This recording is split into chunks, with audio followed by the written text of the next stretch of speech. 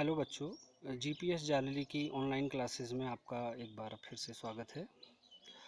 कक्षा 5 हिंदी एनसीईआरटी पहला पाठ राख की रस्सी को संक्षेप करना और पाठ में आए कठिन शब्द और उनके शब्दार्थ के बारे में आप पिछले 2 लेक्चर्स में जान चुके हैं।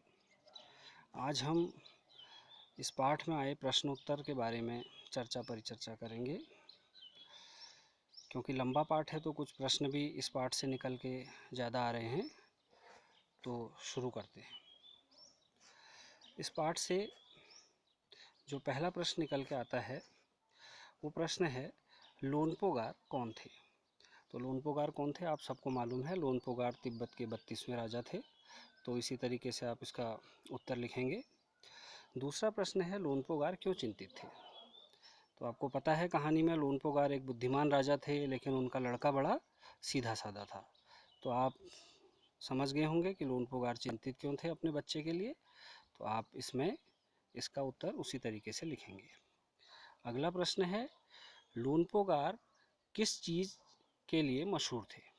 तो लोनपोगार किस चीज़ के लिए मशहूर थे आपको पता है। लोनपोगार अपनी बुद्धिमत्ता के लिए मशहूर थे। तो इसमें इसका उत्तर आप इसी तरीके से देंगे।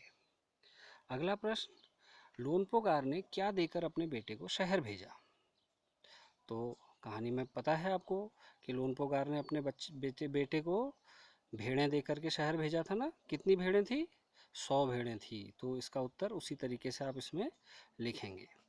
अगला प्रश्न है, लोनपोगार ने अपने बेटे को क्या लाने के लिए कहा।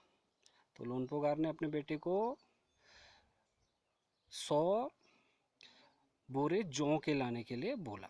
तो वो आप इसका उत्तर इसमें इसी प्रकार से देंगे। अगला प्रश्न है, लोनपोगार का बेटा क्यों परेशान था। तो लोनपोगार का बेटा क्यों परेशान था भाई? क्योंकि उसके पिता ने बोल दिया था कि ये 100 भेड़ें लेके जाओ, लेकिन इनको बेचना भी नहीं है और ये भेड़ें भी वापस लानी है और साथ में 100 बोरी जौ के भी लाने हैं। तो अब ये कैसे संभव था? तो इसीलिए शायद उनका बेटा परेशान रहा होगा। तो आपने इसी तरीके से इसका उत्तर इसमें लिख के देना है। अगला प्रश्न है, लड़की ने उस लड़के की पहली समस्या का हल कैसे निकाला। तो पहली समस्या यानी कि पहले दिन जब उसने राजा ने अपने बच्चे को भेजा था, तो पहले दिन की समस्या है। तो कैसे निकाला उसका हल? तो उसने बोला कि हम इस भेड़ों से इनकी ऊन को बेच देते हैं और उसके बाद जो उससे जो पैसे आएंगे, उन पैसों से हम गेहूं की जौ की बोरी खरीद लेंगे।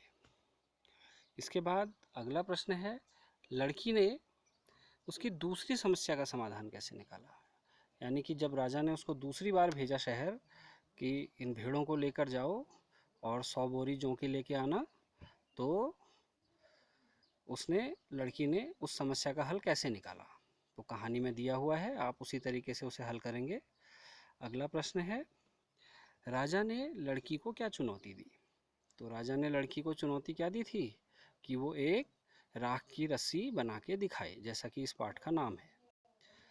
तो आप उसी तरीके से इसका उत्तर अपनी कॉपी में लिखेंगे। अगला प्रश्न है, लड़की ने राजा के सामने क्या शर्त रखी। तो लड़की ने क्या शर्त रखी कि महाराज मैं रस्सी तो बना दूंगी, लेकिन उस रस्सी को आपको अपने गले में पहनना भी होगा। और इसका एक अंतिम प्रश्न और निकल के आता है। अंतिम प्रश्न है, राजा ने लड़की की समझदारी से खुश होकर क्या किया। तो राजा ने लड़की की समझदारी से खुश होकर क्या किया, अपने बेटे की शादी उस लड़की से कर दी। तो आप इन सभी प्रश्नों के उत्तर अपनी कॉपी में लिखेंगे और व्हाट्सएप के माध्यम से मुझे शेयर करेंगे। और एक बात और बता दूं, आप बहुत अच्छा कार्य कर रहे हैं, इसी प्रकार से अपना कार्य करते रहें। धन्यवाद।